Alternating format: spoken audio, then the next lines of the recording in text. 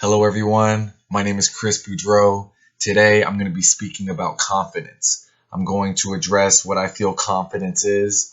I'm going to explain it in detail, and then I'm going to bring up a lot of ways anyone can improve their own confidence level. There are a lot of ways anyone can improve their confidence. I'm not going to be able to touch every single one, but I'm going to introduce you to things that you may be familiar with that can help improve your own confidence. So here we go. So, what is confidence? What is self confidence? Self confidence is the belief that you have the ability necessary to achieve success. Confidence is the most important quality that you need to have while you are striving to become a better you and while you are striving to reach your goals and to be successful. Without confidence, nothing is possible. You are not going to achieve your goals if you do not believe. Confidence enables you to pursue your goals and your dreams. Confidence is a mindset, having a strong belief in your ability to execute. It is a thought, it is something that is internal and within each of us. Confidence is believing in yourself. It is believing in yourself even if no one else does. Having confidence is going into a particular situation and knowing that you are going to do well, believing that you are going to do well, and you are not second guessing yourself. You are not doubting yourself. When you have confidence, you feel that you are just naturally good at something within a particular area or performance, whatever it may be. You have no question in your mind what your value is, what your strengths are, and that your strengths and your values will be shown. Confidence is being comfortable. It's being comfortable in what you are doing. It's feeling comfortable in your own skin and being comfortable with the person that you truly are. And I think confidence is being able to have this calmness about you. You know, you're not up, you're not down, you're not contemplating what just happened before or what is to happen next. You know, you feel good, you're ready, you're confident. Okay, so now I'm going to jump into ways you can improve your confidence. You know, the rest of this presentation, I'm just going to touch on different ways you can improve your own confidence. First off, it helps to have quality practice and experience. If you're doing something that you've never done before, it's fresh, it's brand new to you, then it's probably going to be a little more difficult to exhibit, a lot of confidence in that new area because you've never experienced it before, you never practiced it. But even though you may have never experienced it or you don't have the skills in that area, it's still possible to have confidence though. And that's just something that comes from within. But with more practice and more experience in a particular area comes higher levels of confidence in that particular area. So it's important to have that experience and that practice. It will just ultimately help boost your confidence. That preparation is key. Some people just have more confidence than others in a certain area because they just have more experience than others in a particular area. They've put more time and more effort into it, and they develop those mastery experiences. Those mastery experiences are key to building confidence. And we all have different experiences. For me personally, I feel confident when I go out and I step onto the basketball court. I have a lot of experience, a lot of practice in basketball. I have worked and devoted a lot of time on my craft and on my skill level. So I don't have a lot of doubt when I go out and do that. I'm very confident. I'm sure of myself. Obviously not so much anymore. I don't play competitively anymore, but I'm still confident. That's my point though. I put in the time, I put in the quality practice and experience, so my confidence is high.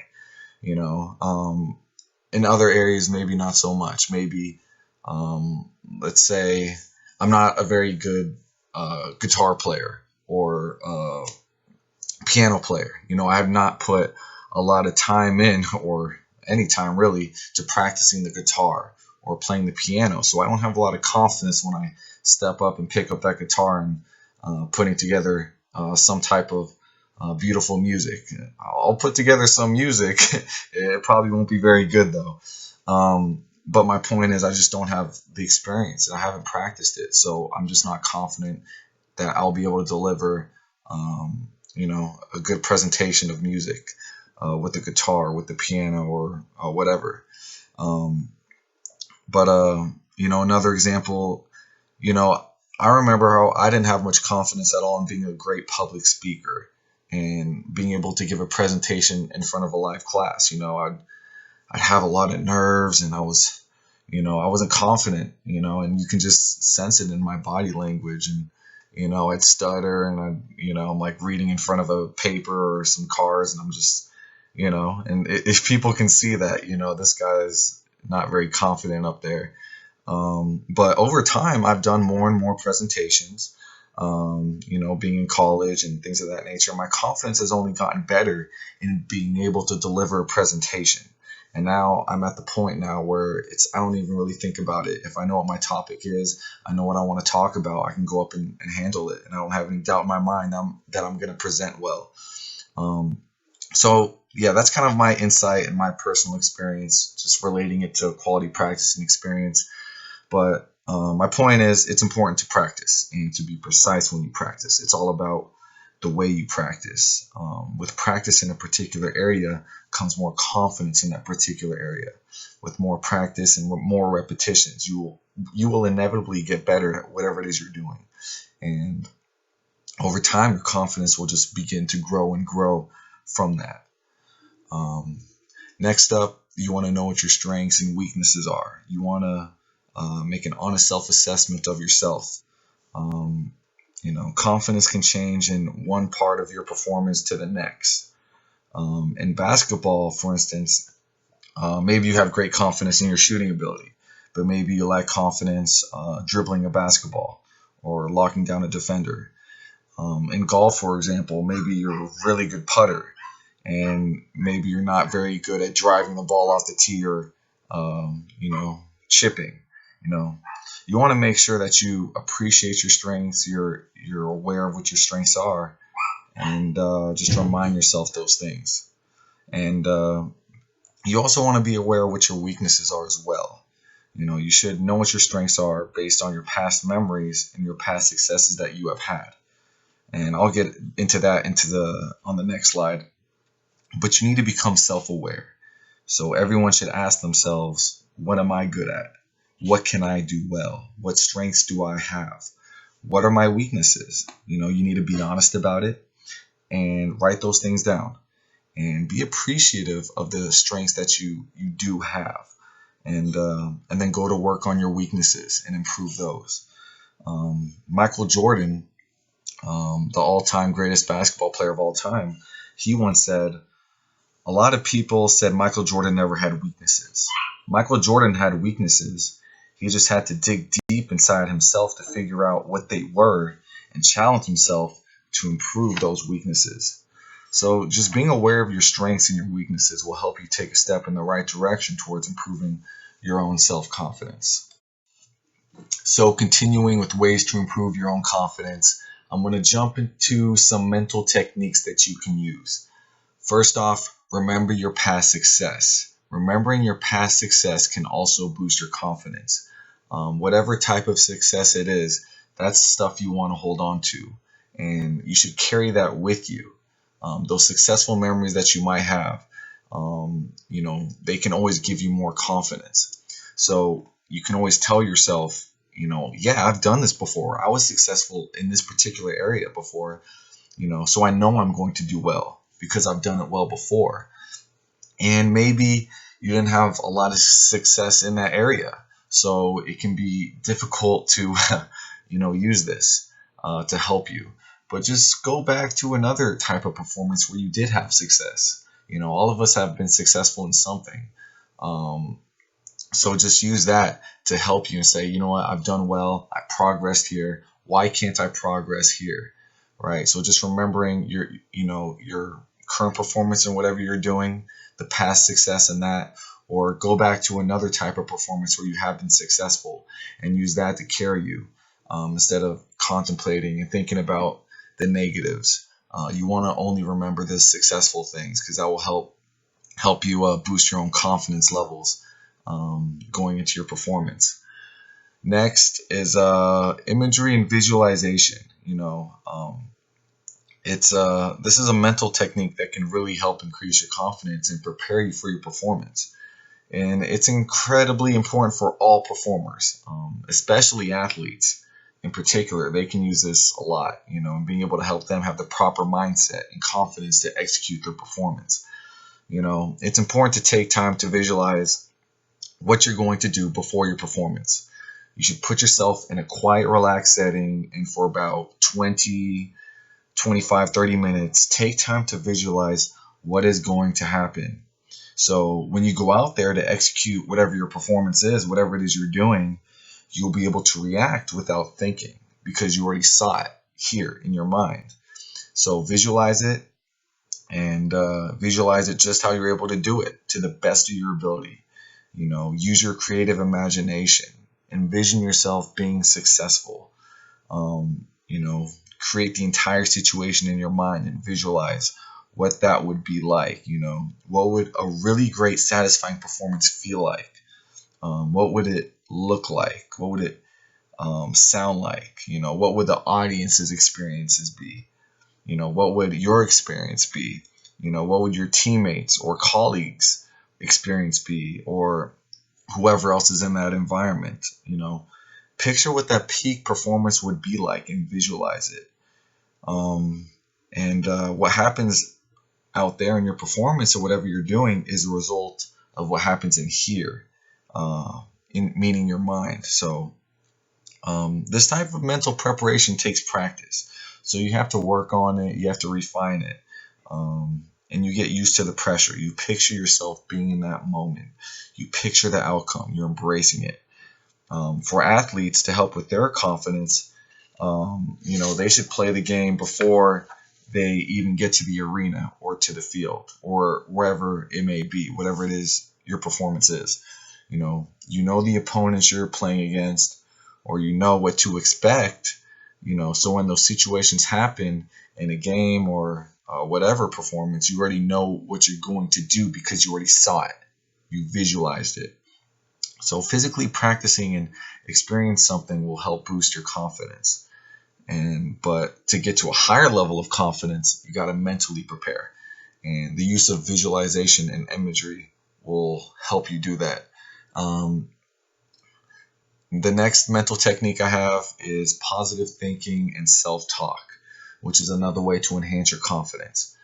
It's important to have positive thoughts because our thoughts influence our actions. And positive thoughts will help eliminate any of the negative thoughts that you could have. And it can also help create a better self-image of yourself. Self-talk is it's a mental technique that can always boost your confidence. You can tell yourself things, for example, come on, you can do this, or I can do this, or, I'm always in the zone. You should create your own list of things that you can say to yourself that are specific and related to your performance and that really touch you the most. And they should be totally believable. So use self-talk to fill your head up with these type of positive thoughts, and you will boost your confidence level. And you will also boost your concentration and your focus levels as well. You'll be able to manage the performance or situation that you're in. And if a negative thought or emotion ever comes to mind, or you start to feel anxious, or whatever negative thought or whatever it may be, you want to replace it with a positive thought. And it will help you become more calm and more confident in your performance situation. So moving on, more ways to improve your confidence. Next up, I have verbal persuasion. And verbal persuasion can be positive feedback, encouragement, or someone else just instilling confidence in another person by by talking to them and being in their ear. So yeah, verbal persuasion coming from other people is effective at increasing self-confidence. It's important to have other people that support you and that also believe in you. When other people believe in you and they encourage you and they give you positive feedback, you tend to believe more so in yourself. Because of their confidence you will in turn have more confidence in yourself. I once heard a story about a guy that you may have heard about. His name is VJ Singh. VJ is a professional golfer, and he was once ranked the number one golfer in the world. And VJ had this arrangement with his caddy, where his caddy would help boost his confidence. So the arrangement was every now and then, VJ would go up to his caddy and ask him, "Hey, who's the best putter in the world?" And his caddy would reply, "Oh, it's you, dog. It's you. You're the best putter in the world." So that's kind of an example of verbal persuasion, of someone else giving another person an extra boost of confidence through verbal persuasion. When other people believe in you and they verbally tell you how great you are, or how good you will in turn have more confidence and believe more so in yourself. This is something that me and my one of my roommates used to do. We were teammates. We played college basketball together. So we had this arrangement where we would just randomly tell each other things to boost our own confidence before we went out and played. Out of nowhere, I would tell him, "Hey, you have one of the best crossovers in the state. Can't nobody touch you on the basketball court." And he would randomly tell me something like, "Hey, you're one of the best shooters in the country. You let it fly every single time. You're money all day, baby." Something like that.